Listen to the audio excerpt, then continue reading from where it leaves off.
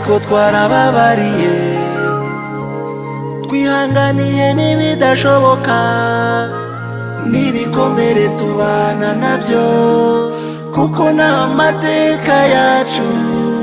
Twarababaye ariko twarababariye, twihanganiye n'ibidashoboka, n'ibikomere tubana nabyo, kuko n'amateka yacu. Abacu twabuze muri jenoside yakorewe Abatutsi, mushyinguye mu mitima yacu mu mahoro ya Kristo.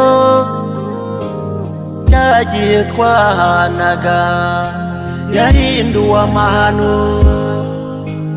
imihoro ihabwa umwanya, Abatutsi barashira. Mana y'u Rwanda, twarababaye ariko twarababariye, twihanganiye. Kuba iki gikorwa kibaye nshimye Imana cyane, kuba mbonye aho kuba binyongereye imbaraga zo kugira icyo nakora, nkumva ko hari aho nagera ubuzima bugakomeza. nari mfite imbogamizi yo kubona aho kuba, nubwo naba mbonye nk'akazi ngo wenda nkore runaka, ariko nkabura aho gutaha.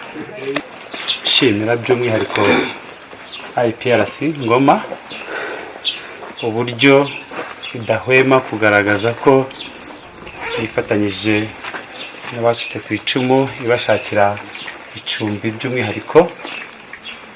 Si ubwa mbere kugira ngo dushimire IPRC. Dufite ibigo byinshi biri muri uyu murenge cyangwa se muri kano karere, ariko navuga ko IPRC ari ntagereranywa, kuko ibikorwa byayo bya buri mwaka bituma tuyikunda, kandi bigatuma tubona yuko ari abantu bafatanyije n'igihugu mu cyerekezo igihugu cyacu gifite.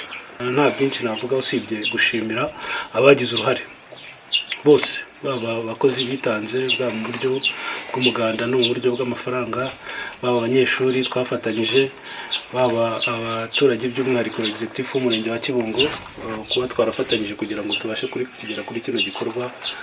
Executive turabashimiye cyane, kandi turizera yuko tuzakomeza gufatanya kugira ngo abaturiye IPRC barusheho kugira ubuzima n'imibereho myiza. Igihango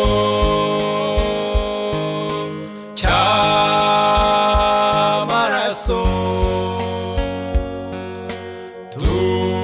dufitanye n'abacu, nicyo kiduha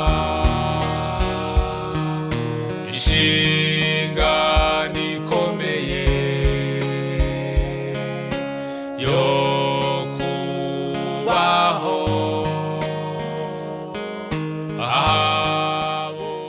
Kwibuka rero hano muri IPRC Ngoma ni umwanya wo gusubiza amaso inyuma, tukareba aho tugeze, dushyira iyi ngamba mu bikorwa, by'umwihariko inshingano dufite yo guha uburere bukwiye urubyiruko rw'u Rwanda rurererwa muri kino kigo.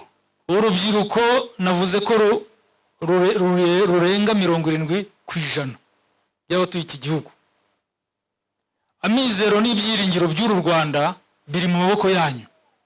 Abanyarwanda bapfuye mu myumvire, batugejejeho amacakubiri, bitugeza no ku ngaruka mbi zavuyemo jenoside yakorewe Abatutsi. Ariko hari n'abandi banyarwanda beza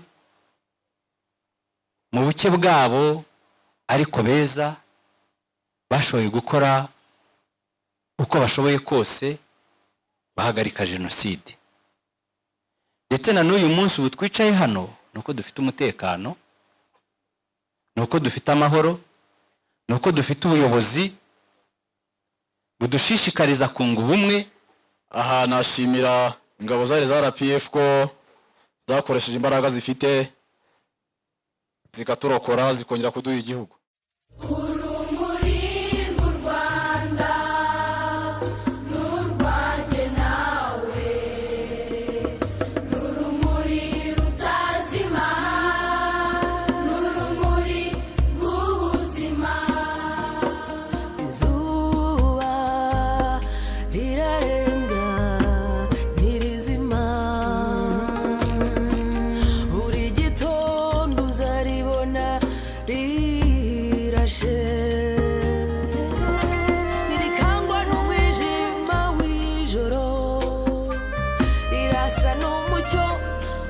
agasakaza urumuri hose. nk'uko mubizi jenoside yakoranywe ubugome bukomeye, abishwe barishwe, ariko kandi abarokotse basigara nta kintu na kimwe bafite, yemwe n'amazu yose yarasenywe. nyuma ya jenoside rero twari dufite abacitse ku icumu benshi badafite aho bikinga. leta yacu ifatanyije n'abaterankunga batandukanye bagerageza gushaka igisubizo cy'icyo kibazo.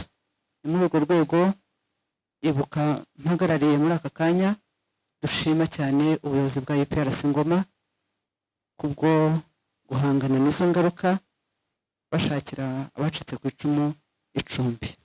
turashimira cyane ubuyobozi bw'iki kigo bwatoranyije uyu munsi iki gihe kugira ngo twongere twibuke, duha agaciro abo ababisha bari bagatwaye, tubabwire ngo turahari, tubabwire ngo turiho, dufite ingufu z'umubiri, dufite ingufu zo mu mutwe kugira ngo tube ahacu n'ahabo. dufatanyirize hamwe kubaka u Rwanda rw'ejo, igihugu kitarangwa n'amacakubiri n'ingengabitekerezo. Abanyarwanda duhuza ijambo rimwe, oya ntibizongere. Abanyarwanda duhuza ijambo rimwe, oya ntibizongere. tugomba kubaho.